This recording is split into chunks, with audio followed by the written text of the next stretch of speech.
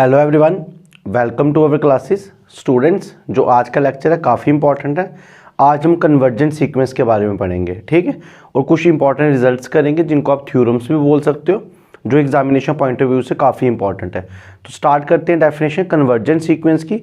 सबसे पहले मैं आपको ये बता दूँ, ये कन्वर्जेंट सीक्वेंस जो आपने सेमेस्टर फर्स्ट में लिमिट पढ़ा था एप्सिलॉन डेल्टा की डेफिनेशन, वैसा ही ये मिलता, तो आपको ज़्यादा प्रॉब्लम नहीं आएगी, ठीक है।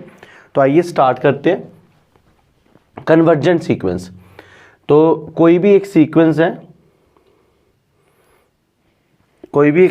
है ए एन,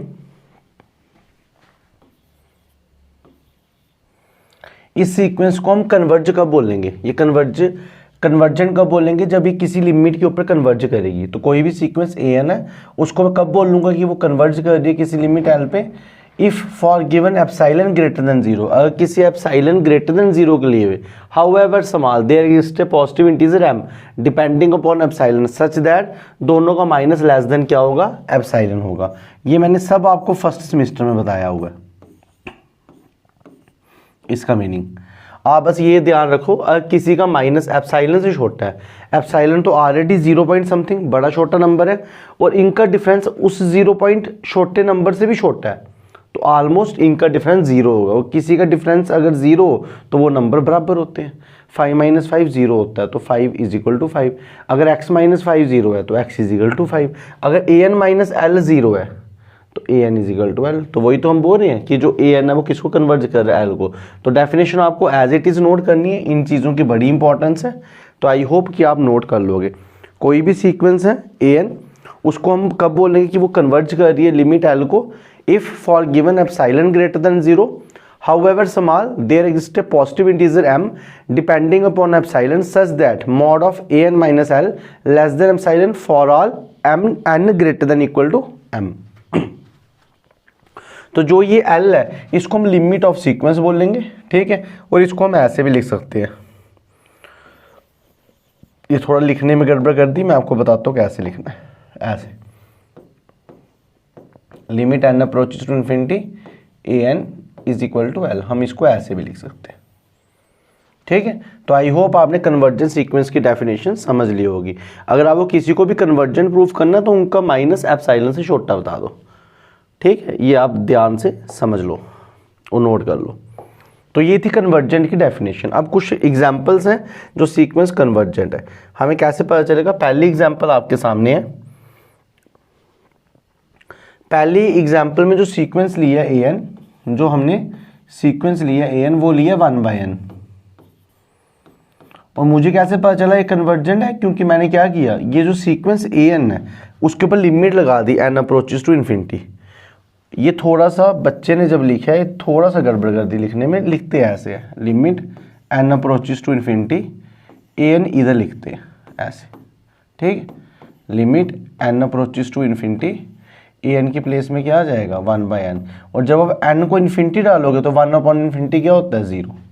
तो ये जो सीक्वेंस है हम बोलेंगे ये कन्वर्ज कर रहा है किसको, 0 पे। तो ये कन्वर्जेंट सीक्वेंस है। ये एक ऐसा सीक्वेंस है जो 0 की तरफ जा रहा है। तो ये क्या कन्वर्जेंट सीक्वेंस की फर्स्ट एग्जाम्पल है। आई होप आपको क्लियरली समझ आई होगी। नेक्स्ट एग्जाम्पल पे चलते हैं।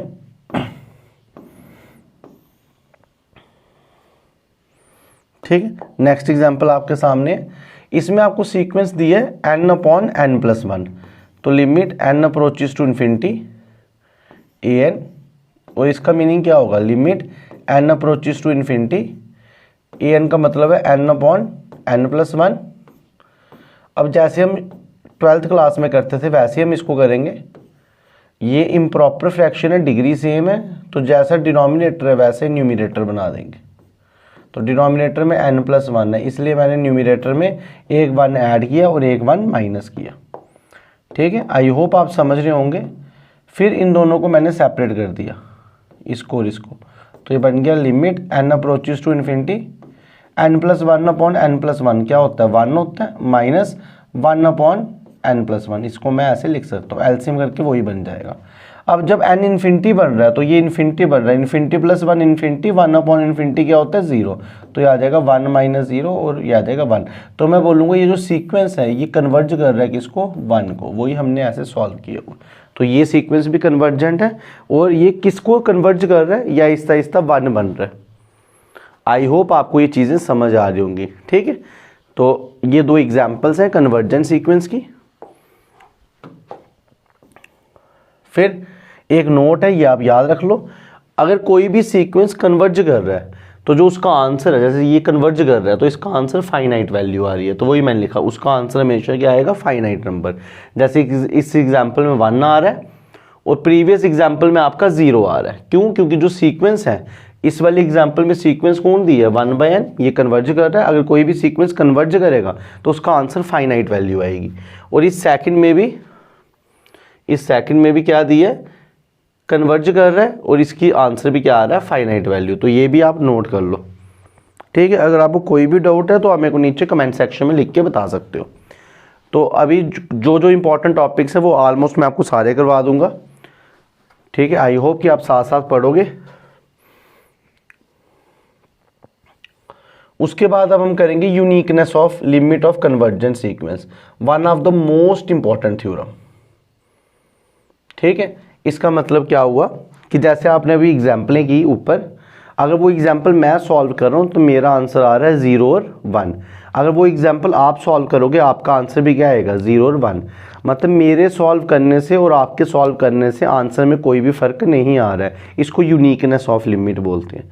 मतलब कोई भी बंदा अगर सीक्वेंस को सही तरीके से सॉल्व करेगा तो जो आंसर आएगा हम सबका वो सेम आएगा।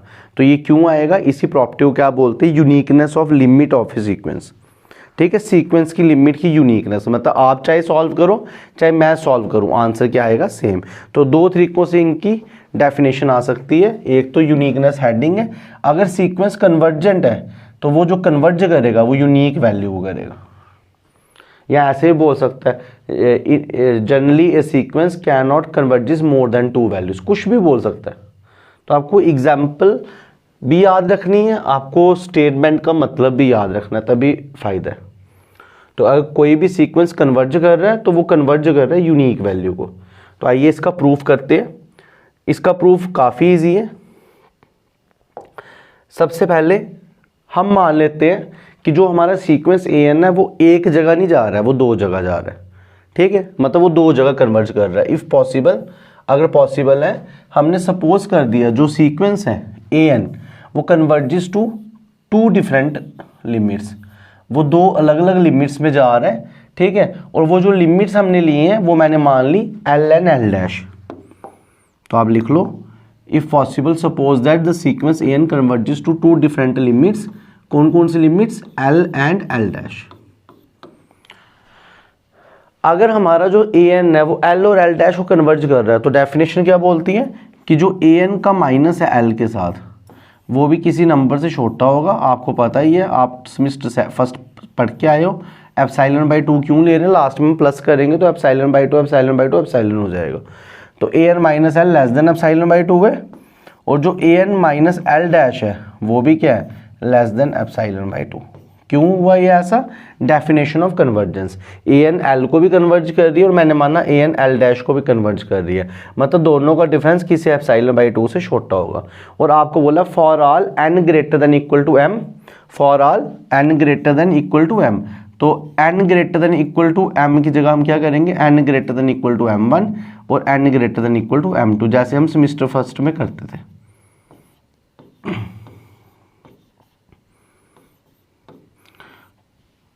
ठीक है, क्योंकि ये l अलग है, ये l डैश अलग है, इसलिए m भी अलग लगाएंगे। ठीक है, एक में मैंने m1 ले लिया, एक में हमने m2 ले लिया। उसके बाद हम क्या करते थे, इनको मिलाते थे, इनको कंबाइन करते थे। कंबाइन करने के लिए हम क्या करते थे, m1 m2 में जो मैक्सिमम होता था उसको हम m मान लेते थे। वही सेम हम अभी भी करेंगे। तो पहले मैंने 2 लिमिट मान ली, फिर डेफिनेशन क्या बोलती है, अगर आप एप्सिलॉन ग्रेटर देन 0 ले रहे हो, however small there exist positive integers या नेचुरल नंबर्स भी बोल सकते हो, m1 एंड m2, वही सेम सच दैट ये आ गया। एक को फर्स्ट इक्वेशन दे दी और दूसरे को मैंने सेकंड इक्वेशन दे दी। ठीक है, आई होप आपको इतना समझ आया होगा। अब उसके बाद मेरे को इन दोनों को कंबाइन करना है। बेसिकली मेरे को करना क्या है इस क्वेश्चन में, मेरे को इस थ्योरम में क्या करना है, जो एल और एल डैश उनको इक्वल प्रूफ करना है, और आपको basically L minus L dash less than epsilon बताना है। किसी चीज़ को मैथ में इक्वल का प्रूफ करते हैं जब उनका मॉड का माइनस एप्सिलॉन से छोटा हो। तो आपको L minus L dash less than epsilon बताना है, ठीक है। आई होप आपको इतना समझ आ रहा होगा, ठीक है। अब इनको कंबाइन करने के लिए मैंने वही करना है, m1 और m2 में जो मैक्सिमम है उसको ले लेना m, वही हमने लिया। Let m is equal to maximum किसका, m1 m2। फिर ये दोनों कंबाइन हो जाएंगे, मतलब अगले स्टेप में मैं यही सेम लिखूंगा, बस इधर m और m लगाऊंगा क्योंकि मैंने मैक्सिमम ले लिया, ठीक है। अगर किसी को ये प्रॉब्लम आ रही है कि मैं कैसे ले रहा हूँ, तो आपके इस चैनल पे प्लेलिस्ट बनी हुई है सेमेस्टर फर्स्ट की, आप सेमेस्टर फर्स्ट पे जाइए और यूनिकनेस ऑफ लिमिट निकालिए टॉपिक, और उधर हमने ये सब कुछ डिस्कस किया होगा, ठीक है। और अगर आप इतना भी समझते हो तो इतना कोई बहुत बड़ा नहीं है ये, कोई आपको समझ नहीं आए। तो अब हमने कंबाइन कर दिया और इधर m और m कर दिया और इस दोनों को थर्ड इक्वेशन मान लिया। अब आपको बताना है l और l डैश बराबर, तो इसलिए मैंने इन दोनों का माइनस ले लिया। फिर नेक्स्ट स्टेप में क्या कर दिया, मैंने एक an माइनस किया और एक an प्लस किया, एक an माइनस किया और एक an प्लस किया, तो कोई फर्क नहीं पड़ेगा ना। अब नेक्स्ट स्टेप में क्या किया, इसको भी ब्रैकेट में रख दिया और इसको भी ब्रैकेट में रख दिया, कोई फर्क नहीं पड़ेगा। नेक्स्ट स्टेप में लगाया ट्राइंगुलर इनइक्वालिटी। वो क्या बोलता है, अगर दो नंबरों का मॉड है या दो सीक्वेंस का मॉड है, और मॉड को हम हमेशा क्या लिखेंगे, less than equal to first का मॉड प्लस सेकंड का मॉड। तो ये हमारा x है, ये हमारा y है, और इन दोनों के प्लस का मॉड है, तो वो आएगा less than equal to first का मॉड और सेकंड का मॉड। आई होप आप समझ गए होंगे। अब इन दोनों को अगर मैं शफल करूंगा, ऐसे चेंज करूंगा, तो माइनस कॉमन लूंगा, माइनस कॉमन लूंगा उसको मॉड खत्म कर लेगा, तो ये क्या आ जाएगा, an माइनस एल आ जाएगा। अच्छा वो स्टेप मिस हो गया, मैं आपको लिख के बता देता हूँ कैसे आएगा। इसके बाद क्या आएगा, मैंने माइनस कॉमन ले लिया और वो कैंसिल कर दिया मॉड से, तो ये ऐसा कुछ बन जाएगा।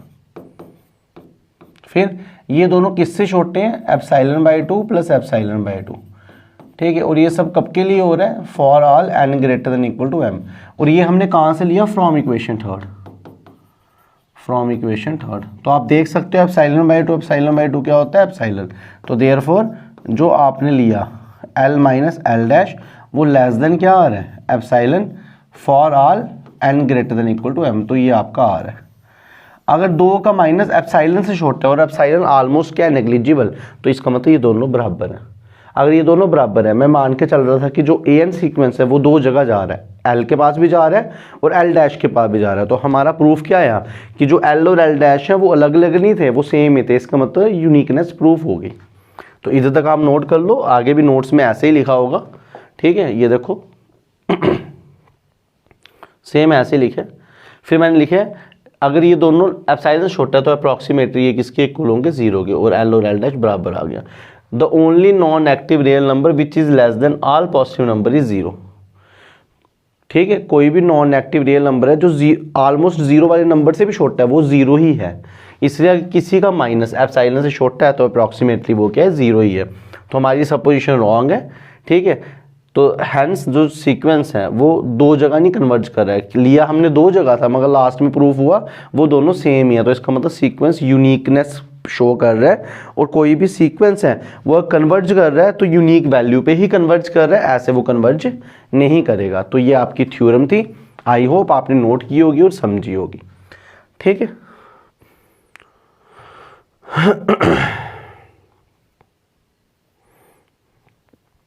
नेक्स्ट ये एक और थ्योरम है, सबसे लास्ट इस पीडीएफ की, आज के लेक्चर की लास्ट थ्योरम है, लास्ट रिजल्ट है। काफ़ी इजी है, ठीक है। ये थोड़ा जल्दी जल्दी में, अभी रात का टाइम है तो मैं लेक्चर बना रहा हूँ जिसमें मैंने जल्दी जल्दी में पिक्स खींच के लिए, तो शायद आपको थोड़ा सा टेढ़ा मेरा फोटो दिख रहा होगा, ठीक है। कोशिश की है कि क्लियर हो जाए, क्लियर ही है बेसिकली, ठीक है। तो थ्योरम क्या है, कोई भी एक सीक्वेंस है और वो डाइवर्ज कर रहा है प्लस इन्फिनिटी की तरफ, ठीक है, वो हमेशा बाउंडेड बिलो होगा मगर अनबाउंडेड अबव होगा। ये प्रूफ करो, सिंपल सी बात है। ये सीक्वेंस है an और वो कहाँ जा रहा है, प्लस इन्फिनिटी की तरफ। अब कोई भी चीज़ प्लस इन्फिनिटी की तरफ जा रही है तो वो बढ़ते जा रही है। अब कोई भी चीज़ बढ़ते जा रही है तो क्या वो ऊपर से बंद होगी, वो ऊपर से बंद नहीं होगी, और ऊपर से बंद होने को हम बोलते हैं बाउंडेड अबव। तो ये चीज़ बढ़ रही है तो बाउंडेड अबव नहीं होगी, इसलिए वो क्या होगी, अनबाउंडेड अबव, इसलिए ये अनबाउंडेड अबव बोला हुआ। अच्छा, कोई चीज़ ये चीज़ सीक्वेंस है और ये ऐसे इंक्रीज कर रही है, तो ऊपर से तो बंद नहीं है, अनबाउंडेड अबव है, मैं कहीं ना कहीं से तो स्टार्ट हुई होगी, इसलिए ये बाउंडेड बिलो है। ठीक है, अगर ये चीज़ ऐसे ऊपर की तरफ बढ़ रही है, स्टार्ट तो कहीं से हुई होगी ना, इसलिए सबसे छोटी वैल्यू बात है, इसलिए ये बाउंडेड बिलो है। तो ये थ्योरम है, ये हम प्रूफ करेंगे। कैसे प्रूफ करेंगे? मैंने मान लिया कि जो हमारा सीक्वेंस है वो डाइवर्ज कर रहा है प्लस इन्फिनिटी। अब कोई भी सीक्वेंस प्लस इन्फिनिटी को डाइवर्ज कर रहा है, तो इसका मतलब क्या है, आप कोई भी एक नंबर ले लो के, और के बहुत बड़ा नंबर है। मैं आपको सारा मतलब समझाता हूँ, 1 मिनट रुक जाओ बस। देखो,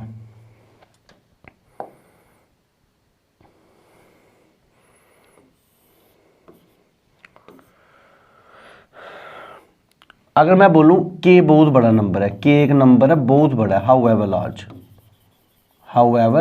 लार्ज, तो इसका मीनिंग क्या है कि के इस साइड है, बहुत बड़ा नंबर है, करोड़, 10 करोड़, 20 करोड़, 500 करोड़, 5 लाख करोड़, बहुत बड़ा नंबर है, तो ऑलमोस्ट इन्फिनिटी है ना ये। और अगर मैं बोलूं एक मेरे पास नंबर है वो इससे भी बड़ा है, तो क्या वो इन्फिनिटी की तरफ अप्रोच नहीं करेगा? वो तो करेगा। अगर के बहुत बड़ा नंबर है, वो ये खुद ही एक्चुअल में इटसेल्फ इन्फिनिटी है। और मैं बोल रहा हूँ एक मेरे पास सीक्वेंस है ए एन, और वो के से भी बड़ी है, एक सीक्वेंस है ए एन, वो के से भी बड़ी है, मतलब जो के ए एन वैल्यू दे रही है वो के से भी बड़ी है, और के बहुत बड़ा नंबर है, तो ए एन भी तो बहुत बड़ा होगा। और जब ए एन बहुत बड़ा होगा तो इसका मतलब ए एन डाइवर्ज कर रहा है प्लस इन्फिनिटी। तो ऐसे लेते हैं प्लस इन्फिनिटी को डाइवर्जेंट, ये डेफिनेशन है। तो अगर कभी भी हम बोल रहे हैं ए एन प्लस इन्फिनिटी को डाइवर्ज कर रहा है, तो उसका मतलब होता है के एक बहुत बड़ा नंबर है और ए एन उससे भी बड़ा है। और अगर हम बोल रहे हैं कि A N diverges to minus infinity, तो इसका मतलब है के बहुत बड़ा नंबर है। अगर के बहुत बड़ा नंबर है तो जो माइनस के है वो बहुत छोटा नंबर हो गया। अगर ये 50 लाख करोड़ है तो माइनस 50 लाख करोड़ बहुत छोटा नंबर हो गया, और जो ए एन है वो उससे भी छोटा होना चाहिए। जो ए एन है वो इधर लाई करेगा, तो ए एन कहाँ बिलोंग कर रहा है? माइनस इन्फिनिटी पे। तो ये डेफिनेशन है, ठीक है। आई होप आपको समझ आई होगी। अगर आप ये चीज़ ले रहे हो कि जो ए एन है वो डाइवर्ज कर रहा है प्लस इन्फिनिटी, तो आपको क्या लेना है कि ये बहुत बड़ा नंबर है और ए एन उससे भी बड़ा है। तो वही मैंने डेफिनेशन यूज की है। देखो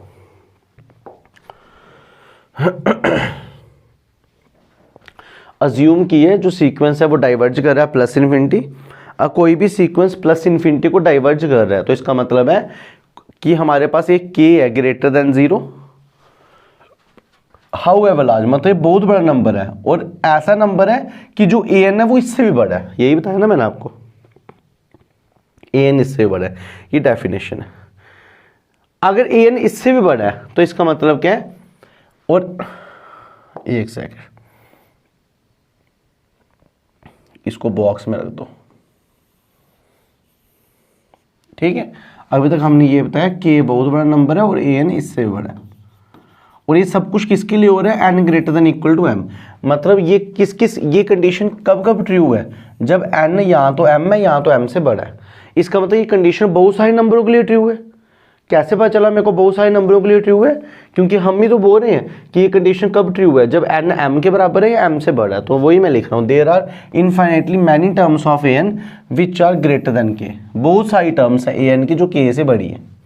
हमें कैसे पता चला? क्योंकि हम इधर ही लिख रहे हैं कि ये सब कब होल्ड करेगा, जब एन एम में या एम से बड़ा है। तो ये बहुत सारे ऐसी वैल्यूज है जिनके लिए ये ट्रू होल्ड कर रहा है। अच्छा, अगर बहुत सारी वैल्यूज है, मतलब इधर में बहुत सारी वैल्यूज हैं जो के से बड़ी हैं, और के बहुत बड़ा नंबर है, तो क्या एंड आया? नहीं आया, क्योंकि के ऑलरेडी बहुत बड़ा नंबर है, और आप बोल रहे हो ए एन भी इससे बड़ा है, और भी बहुत सारी वैल्यूज हैं जो के से बड़ी हैं। तो कहीं खत्म हो रहा है? ये खत्म नहीं हो रहा है। इसका मतलब ये बाउंडेड अबव है, ये ऊपर से बंद है, ये ऊपर से बंद नहीं है। तो इसका मतलब क्या, जो सीक्वेंस है वो बाउंडेड अबव नहीं है, नॉट बाउंडेड अबव। तो एक पार्ट प्रूफ हो गया, ठीक है, बाउंडेड अबव नहीं है। ऊपर चलते हैं थोड़ा सा, एक लाइन का प्रूफ है छोटा सा बचा, बाउंडेड अबव नहीं है।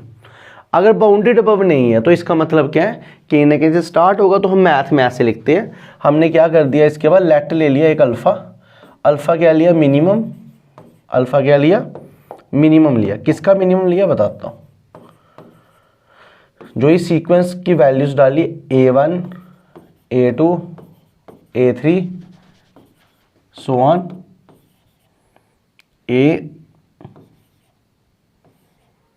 M-1 comma K। जो सीक्वेंस होती है ना स्टूडेंट्स, AN, ये बेसिकली नेचुरल नंबर के लिए होती है। एन क्या होते हैं इसमें? Natural number. तो सीक्वेंस का जो पहली एंट्री होती है वो A1 से स्टार्ट होती है। अब आप बोलोगे सर हमने ये कहाँ पढ़ ली सीक्वेंस? सीक्वेंस तो आपका यूनिट सेकंड है, मगर ये सीक्वेंस आपने ऑलरेडी पढ़ी हुई है AP GP में। AP में आप करते थे फर्स्ट टर्म A1 है, सेकंड टर्म A2 है। जैसे आप बोलते थे ये AP है 1 2 3 4, तो ये AP है ना, ये अर्थमेटिक प्रोग्रेशन है, तो ये सीक्वेंस ही है। फर्स्ट टर्म A1 A2, तो हम नेचुरल नंबर लेते थे, ठीक है। ये आपने छोटी क्लास में पढ़ी है, वही सीक्वेंस है ये। तो जो सीक्वेंस है वो स्टार्ट हो रही है इधर से, और हमने बोला है कि जो K है, K के बाद कौन है? AN। K के बाद कौन है? AN। K के बाद कौन है? AN। तो उससे पहले कहीं ना कहीं A1 A2 A3 होगा, और कहीं लास्ट वैल्यू मैंने M-1 ले ली है, और लास्ट लिए K। इनमें कोई ना कोई सबसे छोटी वैल्यू तो होगी। उस सबसे छोटी वैल्यू को मैंने क्या मान लिया? अल्फा। अगर सबसे छोटी वैल्यू अल्फा है तो जो AN इसके बाहर है, जो सबसे बड़ा है, तो वो अपने आप अल्फा से बड़ा होगा। ये बस लिखने का तरीका है, ठीक है। तो जो AN है वो या तो अल्फा होगा या तो अल्फा से बड़ा होगा। अगर AN अल्फा या अल्फा से बड़ा है तो इसका मतलब एक ऐसी वैल्यू हमारे पास है, ठीक है, जिससे AN बड़ा है। तो अगर सबसे छोटी वैल्यू आपके पास है तो वो बाउंडेड बिलो होता है। जैसे ये सेट अगर ऐसे बढ़ रहा है और आपको पता है सबसे छोटी वैल्यू ये है, तो ये नीचे से बंद होता है, जिसको हम बाउंडेड बिलो बोलते हैं, ठीक है। बहुत सारी वैल्यूज में सबसे मिनिमम वैल्यू को मैंने अल्फा मान लिया। अगर सबसे मिनिमम अल्फा है तो AN सबके सब अल्फा से क्या है? बड़े। तो आपके पास सबसे छोटी वैल्यू अवेलेबल है। अगर आपके पास सबसे छोटी वैल्यू अवेलेबल है तो हम इस सेट को क्या बोलते हैं? बाउंडेड बिलो सेट, ठीक है। तो ये आपकी थ्योरम थी। कोई भी एक सीक्वेंस है वो डाइवर्ज कर रही है प्लस इन्फिनिटी को, तो वो अनबाउंडेड अबव होगी, मगर वो बाउंडेड बिलो होगी। आई होप आपको ये कंडीशनें और ये कंसेप्ट समझ आया होगा। अगर आपको कोई भी डाउट है तो आप नीचे कमेंट सेक्शन में लिख के बता सकते हो। तो स्टूडेंट्स, इस लेक्चर में इतने, मिलते हैं कल के लेक्चर में। Thank you students, have a nice day.